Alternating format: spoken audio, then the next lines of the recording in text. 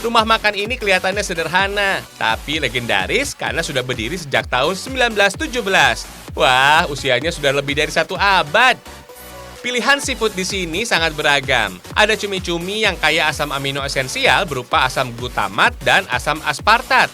Tentunya sangat dibutuhkan oleh tubuh dan bisa menciptakan rasa yang gurih. Mineral penting yang ada di dalam cumi-cumi ada fosfor dan kalsium, berguna untuk pertumbuhan kerangka tulang pada anak-anak, fams. Tapi ingat, nggak boleh makan cumi-cumi berlebihan karena kadar kolesterolnya cukup tinggi, yaitu mencapai 260 mg per 100 gram.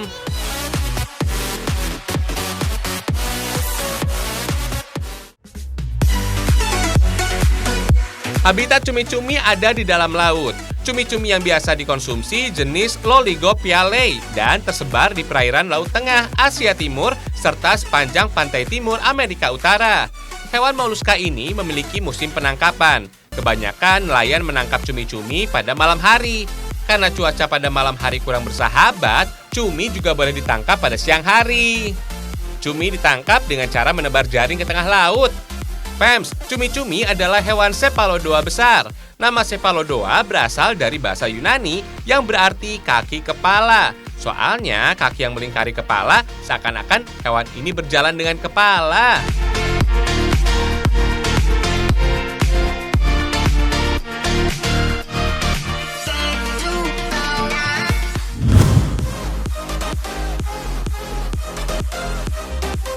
Hewan laut nggak melulu soal ikan, fams. Kepiting juga banyak peminatnya loh. Apalagi soal ukurannya jumbo kayak gini nih. Dijamin puas deh makannya. Supaya gampang dimakan, cangkang kepiting Papua yang keras dipisahkan dari capit dan badannya. Lalu bersihkan di bagian mulutnya, fams. Jangan lupa buang bagian perutnya. Cuci dengan air mengalir, fams. Untuk memberikan rasa yang gurih, kepiting harus direbus dengan air dan garam, fams. Karena proses pemanasan, kepiting yang tadinya berwarna hitam berubah menjadi oranye tuh. Soalnya kepiting mengandung pigmen karotenoid bernama astaxanthin yang bisa berubah menjadi kemerahan saat pigmen ini terkena panas. Kalau udah bosan dimasak saus tiram, kepiting seberat 500 gram ini cocok dimasak dengan saus creamy butter. Saus ini dibuat dari susu cair dan mentega. Ada juga tambahan parutan kulit jeruk untuk menghilangkan bau amis kepiting dan biar rasanya makin sedap. Menu saus untuk kepiting nggak melulu creamy butter kok, fams. Buat pecinta saus tiram sampai saus padang juga bisa dipilih kok. Oh iya, fams, kepiting masuk dalam jenis hewan krustasea berkaki 10. Biasa hidup di darat maupun laut. Tubuh kepiting dilindungi oleh cangkang yang sangat keras dan punya sepasang capit sebagai senjata untuk bertahan hidup dari pemangsanya. Nggak cuma nikmat di lidah, kandungan kepiting juga baik untuk tubuh loh. Salah satunya vitamin B12 yang bisa membantu tubuh dalam memproduksi sel darah merah. Menurut National Institute of Health, vitamin B12 ini juga bisa mengurangi resiko penyakit kardiovaskuler alias penyakit jantung.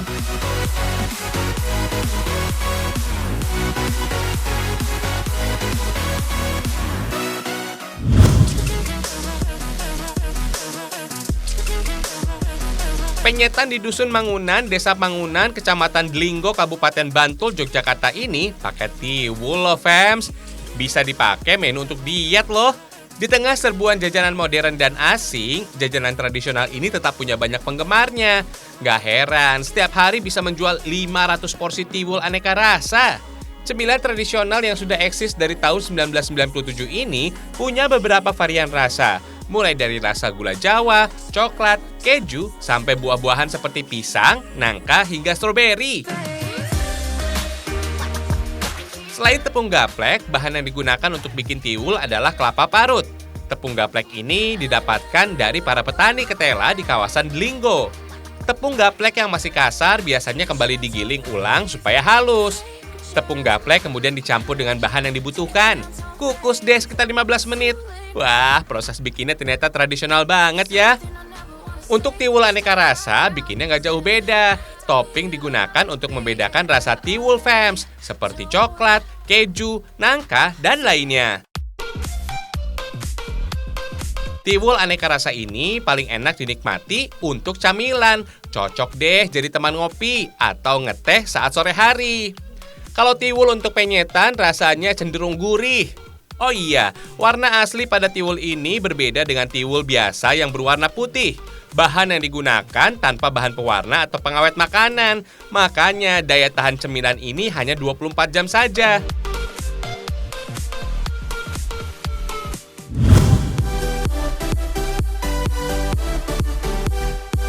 Ini bukan pastel ya, tapi panada, kudapan dari Sulawesi Utara.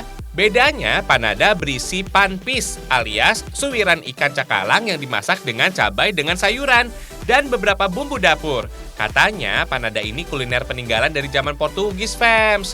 Oh iya, Fems, ikan cakalang sudah menjadi komoditi utama warga Bitung. Potensi ikannya sangat melimpah.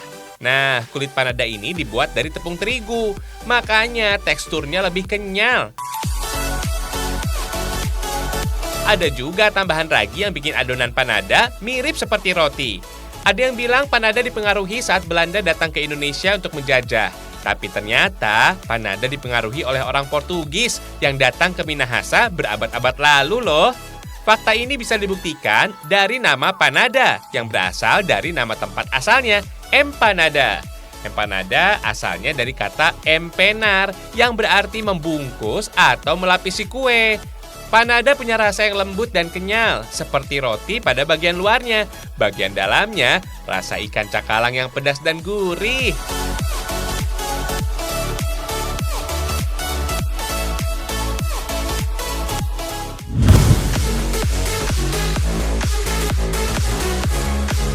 Di Minahasa, ikan cakalang gak cuma dibikin panada aja. Ada juga cakalang fufu, Fems. Itu loh, ikan yang masih satu rumpun dengan ikan tongkol. Disebut fufu berarti asap dalam bahasa setempat. Biasanya, ikan cakalang yang ukurannya kurang dari 30 cm biasa diolah oleh industri rumahan seperti ini, Fems. Ikan-ikan yang baru datang dari pengepul atau nelayan langsung dibersihkan bagian perutnya supaya lebih tahan lama. Isi perut ikan banyak mengandung bakteri yang bisa membuat daging ikan jadi cepat busuk.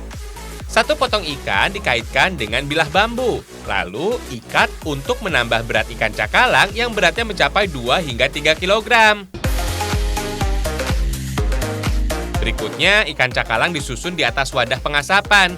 Biasanya sih, proses pembakaran memakai sabut kelapa supaya asapnya relatif banyak daripada bahan bakar lainnya.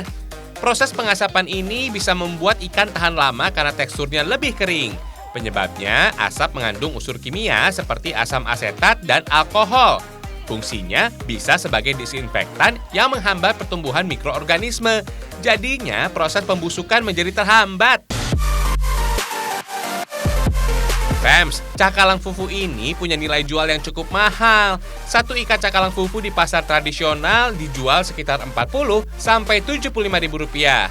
For your info nih, cakalang mempunyai bahasa Latin Katsuonopelanis. Kandungan protein dan omeganya cukup tinggi. Gak heran, ikan cakalang bagus dikonsumsi bagi orang yang mengidap anemia.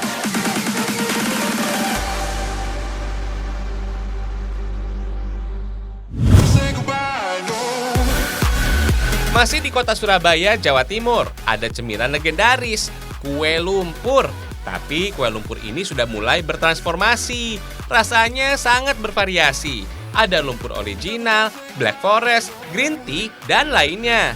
Kalian yang suka ngemil jajanan tradisional pasti tahu dengan kudapan ini. Iya, kue cubit, Fems. Tapi kudapan ini ukurannya lebih besar dan pipih. Teksturnya juga kenyal dan licin. Biasanya kudapan ini hanya dikasih hiasan kismis di atasnya. Kalau yang ini sih dijamin punya rasa yang lebih kaya. Bahan utama membuat kue lumpur ini adalah tepung terigu. Gak heran kalau kue lumpur bisa bikin perut cepat kenyang. Biasanya kue lumpur memakai tambahan kentang, tapi kue lumpur ini cuma mengandalkan telur dan santan saja. Kue lumpur memiliki tekstur yang lembut karena ada tambahan santan. Fems, banyak ahli sejarah yang menyatakan kalau kue lumpur dikenalkan oleh orang Portugis saat menjajah ke Indonesia. Kue lumpur terinspirasi dari kue khas Portugis yang bernama pastéis de nata. Kue aslinya sih dibuat dari custard yang dibuat dari campuran susu dan kuning telur. Saat dibawa ke Indonesia, adonan bisa disesuaikan dengan bahan yang mudah ditemukan kok. Tinggal tuang adonan ke dalam cetakan kayak gini aja. Kalau sudah setengah matang, beri isian di dalamnya. Ada sekitar 7-8 varian rasa yang bisa dipilih. Fams, kue lumpur punya rasa yang otentik banget karena dimasak menggunakan tungku kayu dengan api atas dan bawah. Bikin tambah nikmat loh. Teksturnya yang lembut membuatnya disebut dengan kue lumpur.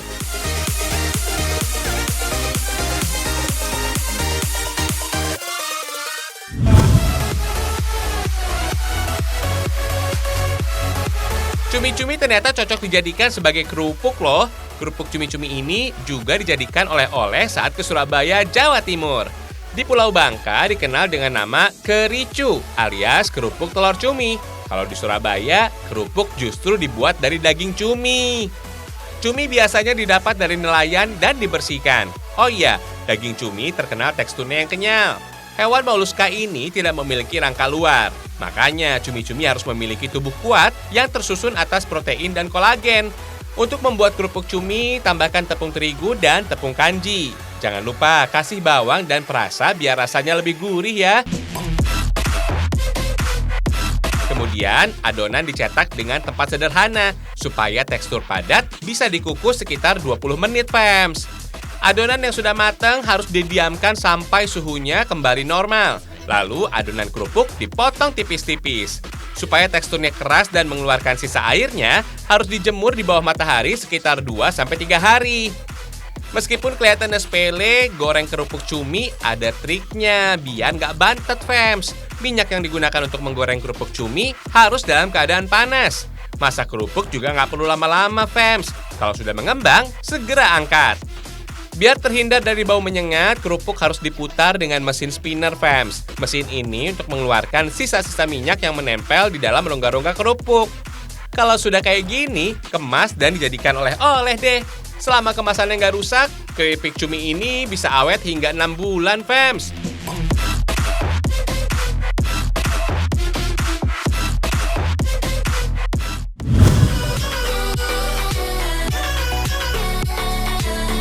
Kalau bahas makhluk air, nggak boleh melupakan Pulau Kakaban yang terletak di Kepulauan Derawan, Kabupaten Berau, Kalimantan Timur ya.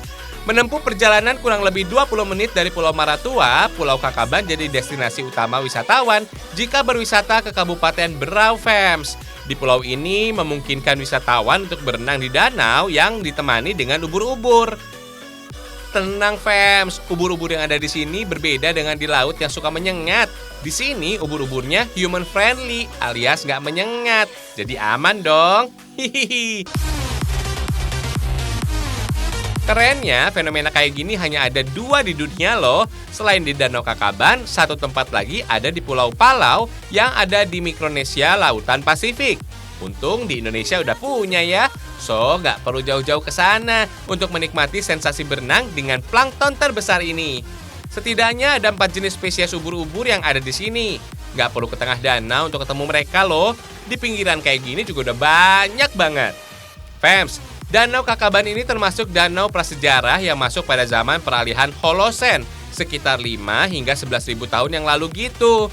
Danau ini terbentuk dari air laut yang terperangkap di pulau dan bercampur dengan air tanah serta air hujan sejak 2 juta tahun lalu. Danau purba ini punya luas sekitar 5 km persegi dengan dinding karang terjal setinggi 50 meter. Karena mengalami perubahan dan evolusi yang cukup lama, danau di tengah laut ini menciptakan ekosistem tersendiri yang cukup unik. Salah satunya adalah ubur-ubur tanpa sengat ini. Berbeda dengan ubur-ubur di laut yang punya kemampuan menyengatkan racun, ubur-ubur di sini kelenjar sengat atau nematositnya sudah tereduksi, jadi sudah tidak berbahaya lagi, Fams. Nah, selama tinggal di dalam danau ini, ubur-ubur nggak punya musuh yang berbahaya buat mereka. Makanya, pertahanan diri dengan cara menyengat seperti ubur-ubur kebanyakan udah nggak kepake lagi. Eits, tetap ada peraturannya loh. Karena ubur-ubur termasuk hewan yang rapuh, pengunjung nggak boleh mengangkat ubur-ubur ke atas air karena hewan yang satu ini gampang mati. Pengunjung nggak boleh sembarangan nyebur, lompat ke danau. So, harus turun dengan melewati anak tangga yang sudah disediakan ya. Tujuannya sih agar air nggak jadi keruh dan nggak merobek tubuh ubur-uburnya.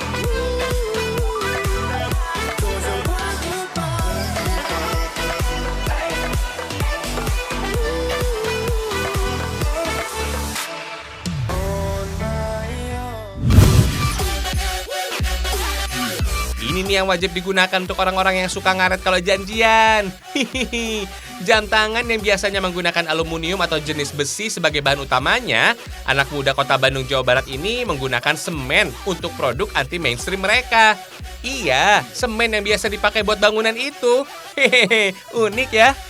Selain dibuat dari bahan anti mainstream, semua produk jam tangan ini 100% handmade alias buatan tangan. Saking eksklusifnya, mereka hanya membuat 20 jam tangan dalam 1 bulan. Fems, meskipun semen dijadikan sebagai bahan baku, jangan berpikir beratnya bisa melebihi jam tangan stainless steel biasanya. Bobot setiap jam hanya sekitar 29 gram dengan diameter 42 mm serta ketebalan 12 mm. Faktor penentu untuk bikin jam tangan semen adalah cetakannya yang dibuat dari silikon rubber. Cetakan ini didesain khusus dan teksturnya lentur. Katanya sih jam ini diciptakan melalui riset kurang lebih 3 tahun dengan formula cetakan yang ringan dan seimbang. Campuran semennya juga nggak kaleng-kaleng. Semen dicampur dengan polimer khusus agar nggak mudah pecah dan tahan lama. Campuran ini kemudian diletakkan ke dalam cetakan silikon tadi, Fems. Proses paling lama menunggu semen menjadi sempurna, biasanya sih butuh waktu sekitar 1 hari 1 malam, Fems. Biasanya ada bagian yang masih kasar gitu, Fems. Jadi harus dihaluskan terlebih dulu ya. Ini nih proses yang paling sulit, membuat bagian-bagian yang sangat kecil dan tipis. Misalnya putaran mesin maupun dial jam. Atau bagian permukaan yang terdapat angka-angka penunjuk waktu. Kadang suka pecah kalau lagi nggak konsen bikinnya. Makanya beberapa part mesin harus dibeli langsung dari Jepang karena kualitasnya yang tahan banting. Fems, ada juga jam tangan dengan bahan batu granit yang punya keunggulan spesial. Setiap batu granit punya tekstur dan motif yang berbeda. Pokoknya nggak ada jam granit yang mirip antara satu dan lainnya. Pengen kan? Bukan cuma kalian aja kok, jam tangan ini langganan banget dikirim ke Singapura. Hihihi. Karena membutuhkan waktu sekitar 3 hari, harganya juga nggak murah, Fems. Satu jam tangan ini dibanderol dengan harga 600 hingga jutaan rupiah. Kalau soal perawatannya sih gampang banget loh. Cukup dengan menggosoknya setiap bulan dijamin jam tangannya kembali kinclong deh. Hehehe.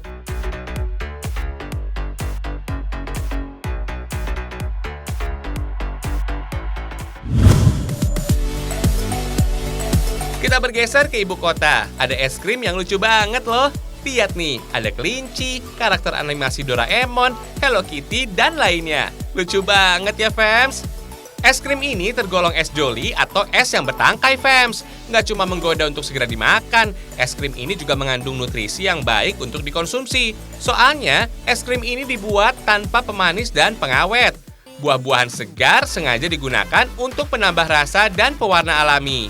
Misalnya, es krim joli berbentuk minion dengan tambahan buah mangga harum manis. Buah mangga ternyata mengandung polifenol atau senyawa tanaman yang berfungsi sebagai antioksidan, Fems. Dengan mengkonsumsi es joli ini, otomatis sel-sel tubuh bisa terlindung dari kerusakan akibat radikal bebas. Pembuatan es joli ini juga butuh whipped cream, Fems. Proses ini membutuhkan waktu kurang lebih 15-20 menit sampai adonan berubah jadi padat. Kalau tekstur whipped cream sudah berubah, baru campur dengan mangga yang sudah dihaluskan. Aduk sampai rata ya.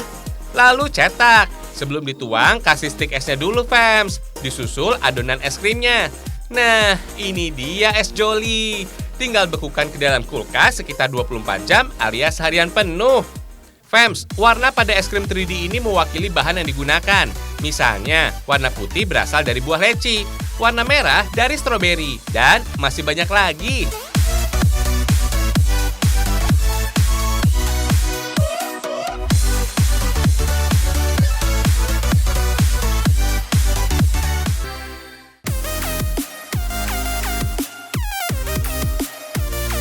Besok kita masih hadir menemani pagi kalian loh. Kalau mau yang lebih seru lagi, tonton Ragam Indonesia setiap Senin sampai Jumat jam 7 pagi ya, Fems. Ragam Indonesia, satu Indonesianya, berjuta kekayaannya. Sampai jumpa, Fems.